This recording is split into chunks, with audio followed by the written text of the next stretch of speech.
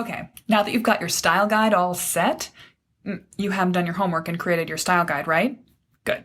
Now you're ready to take it to the next level with the essential remodel planning spreadsheets. Let's talk about what you should be tracking to plan a remodel that will fit your life and budget. Hey there, welcome back to Mid-Mod Remodel. This is the show about updating MCM homes, helping you match a mid-century home to your modern life. I'm your host, Della Hansman, architect and mid-century ranch enthusiast. You're listening to Season 8, Episode 4. All right, so the new thing I wanted to do this week, or this season, is a resource of the week. This week's resource is the Idaho Modern Field Guide, the history, care, and keeping of your mid-century home. And this was put together by Preservation Idaho and Idaho Modern a few years ago. It's Idaho specific, obviously, that's in the name, but basically it's talking about what homes were like in the post-war building boom. And it points out something that I think is really valuable, which is that not all mid-century homes were mid-century modern. In fact, most of them were not. They were mid-century vintage, mid-century traditional, mid-century colonial, builder basic. And then it goes into a bunch of the different parts of a house, windows, doors, roofing, and talks about the materials, the choices you might make in colors, in products, in fixtures, in built-ins, in choosing to add or update a garage or carport, things you can do to make your house more vintage appropriate, or just knowledge you might want to have about what your house might have been like when it was originally built before all of the intervening remodels and updates took over its style. I think this is a great read, and I highly recommend you check it out. In addition to going through my resources list, which I hope you've already downloaded, you can find it also by just going through the website of my friends, Mid-Century Homes in Boise. Their website is mid-centuryhomes.com, and you can find this under the media tab, the field guide, if you want to just go straight to it. Boise Mid-Century Homes is a great resource in general. If you're looking to purchase a mid-century style home in Boise, well, of course, they are your guys and gals. But actually, they're just a wonderful account to follow on the internet. And I should say, friends of mine, internet friends of mine, we've been putting together a Q&A weekly series where we talk about the common questions that come up for them as they help people looking to buy and sell mid-century homes. And I answer them from my perspective as an architect. So check those out. They're going to be happening on Instagram Fridays. For the foreseeable future, we're really having a fun time doing them, so I don't know why we'd stop. This next week, we're going to be talking about updating front doors, so I hope you'll be there to check that out. Or, you don't have to be live. It'll just stay on the internet forever. You can find their Instagram handle, their website, and the Idaho Preservation resource in the links in my show notes. That will be, as always, at midmod-midwest.com/804. And you can also get a download of the entire Mid-Century Essential Resources list. It's a great checklist of books, articles, blogs, product suppliers, and concepts, people to follow that will get you up to speed and ready to have the most fun managing your mid-century house. Diving into today's topic, I talk often about how important it is that before you start picking out all of the individual products you're going to use in your home remodel, you need to have a style guide, because unless you start from your style guide, you will get overwhelmed. Today, we're going to actually talk about the more advanced version of this technique, what you do after your style guide. Plan it all out with a spreadsheet. And I am so excited to talk about this because I'm a huge spreadsheet nerd. But believe me, you do not just want to jump into making a list of the cool products from the entire internet. That is the fastest route to complete remodeling overwhelm. So start from your style guide and everything in your remodel will go better. You can listen to more content on how to prepare a style guide, and you can grab my free style guide starting resource by going to episode 407 or to midmod-midwest.com/style guide to download that resource. This will all be in the show notes. Basically, in that episode, I walk you through why it's so important to take the big picture view first.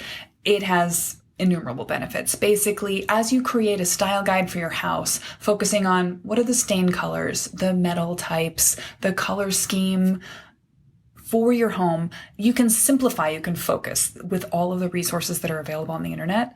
Trying to do anything else is just a recipe for complete overwhelm. But building out a style guide, which, as I say in that episode, is more than just a collection of Pinterest boards. It's really a process of focusing what you want, distilling what you love into the specific types of material choices you're going to make again and again through your house remodel project. This is something we go over extensively inside of Ready to Remodel because it's both a simple process and kind of challenging to do. A lot of people struggle with indecision in their remodel. A lot of people worry that they can't trust their own choices and their own opinions. A lot of people worry that they're going to make an incorrect choice for their mid-century home.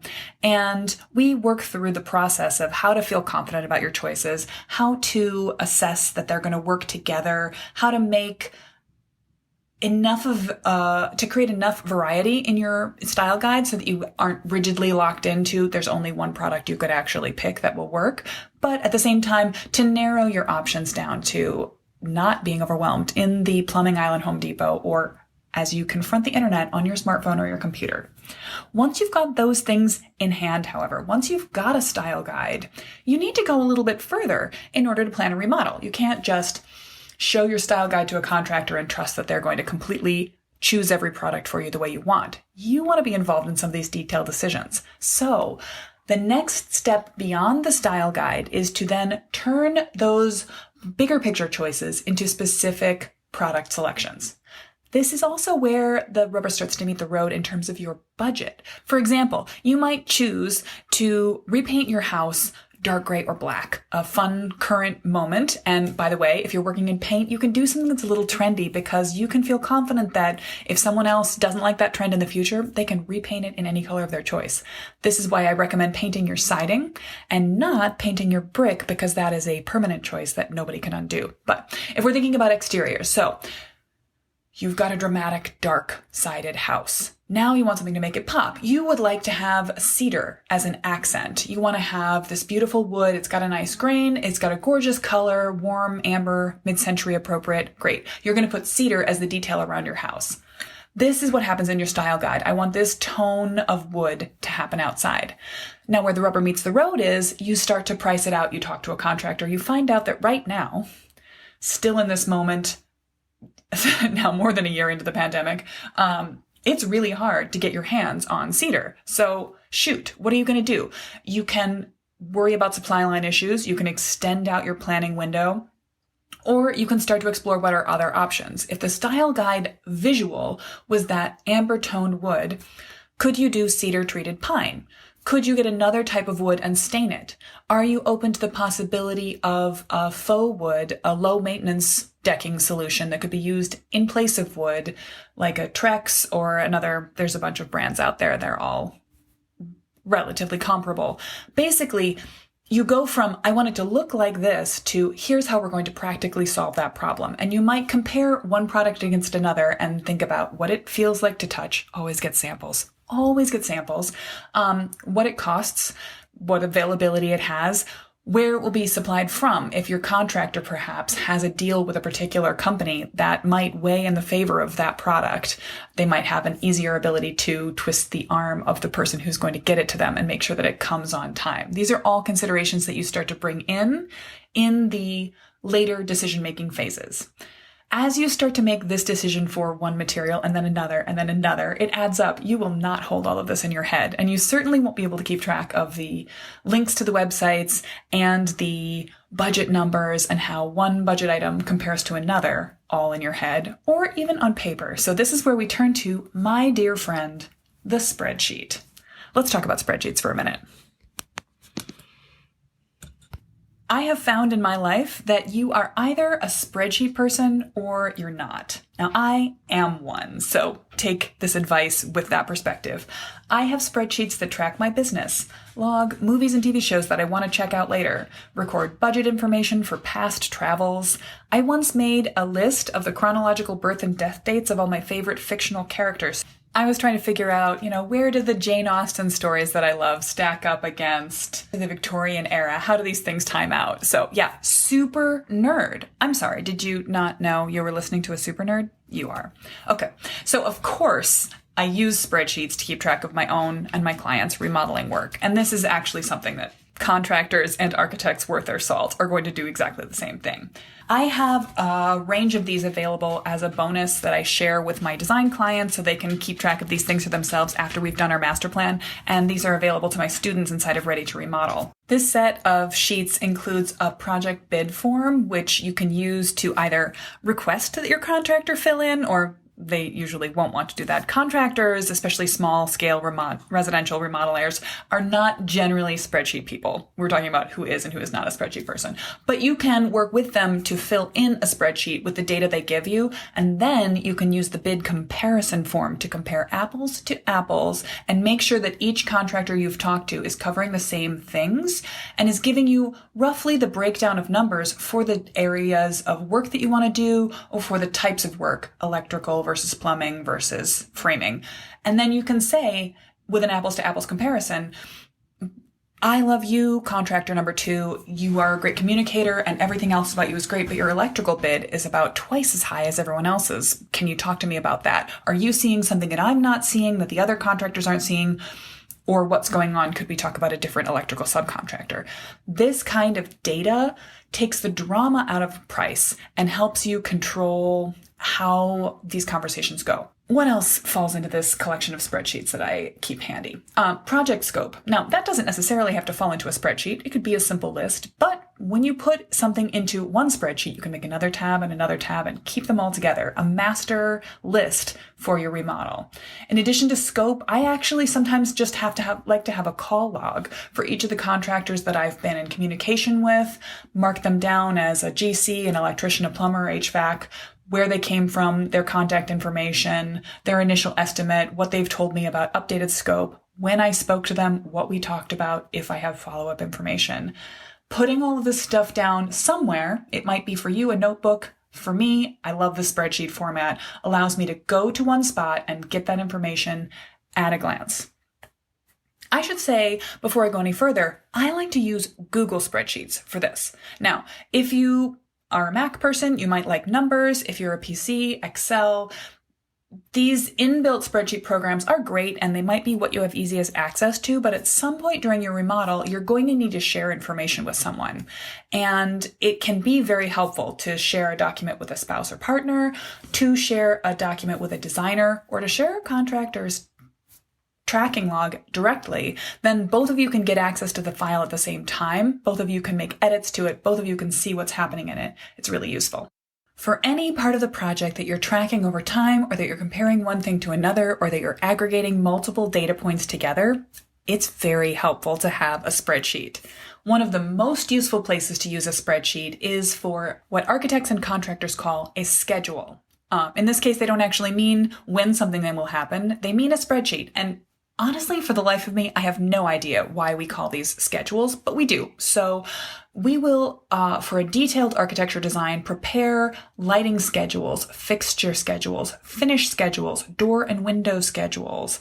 These mean basically separate spreadsheets, which are linked to a tag, and then talk about the various details of each product, finish, or appliance that's going to be included in the house. Let's take, for example, a finish schedule. So in your style guide, you might say that all of the metal you're going to choose for the house is either going to be brass or white. That's a fun set of choices that are both very contemporary and trendy and also tie back to the mid-century era of your house. Win-win. So now you know that as you start to look for other things that you need to pick out for your remodel, you're going to start to make choices. So for example, you're going to have to pick a kitchen sink faucet.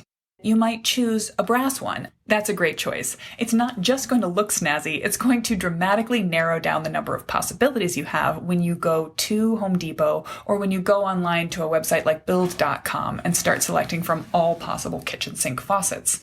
As you make your choices, you might be comparing one to another and still keep a couple of options open, or you might just pick one and you might say, I'm going to pick a Moen faucet. It's going to be a pull-down spray style. It's from the Align line, and it's actually going to be brushed gold, but it's going to look brass because Moen is crazy and they call brushed gold something that looks like brass. And I'm going to choose just one of them. I only have one kitchen sink and the price will be this. Then you can put all of that data, the Object, it's a kitchen sink faucet. The manufacturer, Moen. The specification, Align, pull down, spray faucet. Product number 7565BG. Finish, brushed gold. There's one in the unit count, the price. There you've got it, and a link to that purchase spot. All of this is put together. You can go ahead and do that for all the different plumbing fixtures, all the different appliances, all the different flooring and wall materials, all the different paint colors, all the different other surfaces, counters, mirror, shelves, cabinet faces, and hardware. You can make all of the choices at once. You can make a list of all the things you'll need to choose and choose them over time. You can fill in the blanks as you go, and you can use your spreadsheet to highlight in yellow, I haven't chosen this yet, and at some point soon, the contractor's going to need that choice from me. What you can often do if you're making choices like this, if you have specificity like this before you talk to your contractor, is show them that you know these things about your remodel. This will actually really help them to price with more confidence. Most contractor pricing is based on labor and materials, and their labor cost will be their estimate of how long they think it's going to take them to do it, and their material cost will be the price that they think they can get for all of the various raw materials. But they'll often leave a third category known as an allowance for specific choices like your kitchen sink faucet, like the light fixtures you're going to choose, not necessarily the can lights or the sort of functional lights, but for any beautiful surface mount fixture you're going to choose. And those things can actually add up to a lot of the cost of a remodel, which you don't see in the contractor's bottom line because they've left that out as an allowance. It's not a trick, it's just the necessary way that this planning process goes. But for you, you can fill in that blank even before you've talked to a contractor perhaps, or certainly as you go along the way with your own confident list, your allowance pricing. And the more that you've made confident decisions about materiality, about some of the things that will be wrapped into the contractor's number, the more that they know that you're going to be the kind of person to work with who's going to be clear, concise, and decisive, and they can then give you a really tight price that's accurate as much as possible, rather than one that's got a little bit more squish in it, and the squish is, for the contractor's sake, always going to have to make the price go up. There's a lot you can win, both in your own peace of mind, your own organization, and in the way that you relate to the people that are going to do the work on your house for you, or if you're going to do it, the simplicity of doing the work on the day with the decisions made in advance rather than realizing it's time to install a faucet and then realizing you have to go and pick one while your brain was in production mode. That's never a great place to be. Once you've got your style guide in place, you can start to create a spreadsheet, a schedule that puts together all of the details that you're going to do. Keep track of what you want to do and then what you've decided to do as you go through the remodel. In the end, basically all of this can add up to the budget of what you spent in your remodel. It's useful at every stage of the process.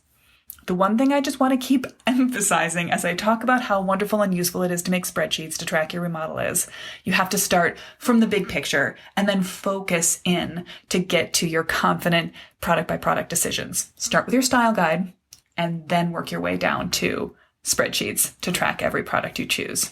I hope I've gotten you thinking a little bit more positive and in control thoughts about how you're going to run your remodel. Keeping track of things in a spreadsheet, if you're not a spreadsheet person, can feel tedious, but if you are one, and even if you aren't, it is so empowering to see all of the data laid out in front of you. Pulling everything together in one place also helps externalize it. So if you're the kind of person who's been holding your whole remodel in your head, it can often be very hard to then share that information with your partner or with your team. Putting it onto, well, I was going to say putting it on paper, keeping a digital record of it is going to allow you to make this information so much more available to everyone that's involved in the process. If you're curious about the exact way in which I use spreadsheets and I advise my students and clients to manage their remodels with spreadsheets, you'll want to know more about the next launch of Ready to Remodel. Enrollment is going to be reopening in March. Feels like moments from now. So put your name on the wait list for the Ready to Remodel reopening. I'm going to be talking about this and so much more, ways to cleverly manage your remodel so you can plan and execute the exact right remodel for you, your family, and your house. Total sidebar. If you happen to know why a remodeling spreadsheet is called a schedule, send me a DM on Instagram and let me know. I am fascinated by this, and a cursory Google did not answer the question for me. So it remains a mystery. to me. I love them no matter what they're called. I hope that you will try using spreadsheets more to manage your remodel. Give me a shout out and let me know if you prefer to manage your details on paper, in an old-fashioned notebook, or if you have another method for keeping track of your data outside of spreadsheets or something I've mentioned. I would love to hear about it. Next week on the podcast, we're going to be taking our focus from this sort of middle development phase of the remodel all the way back to the beginning and talking about how you can meet yourself where you are, whether you're planning a giant, change everything contract or remodel, or whether you're just thinking, can I change my house? How could I change my house? What one thing could I change about my house? I'm really excited to talk about this with you because I feel like it's so important to emphasize the accessibility of home improvement. At whatever level you're ready to get started, you can make a change to your home that will transform the way you feel about it and empower you to make more changes in the future. So we'll talk about that next week.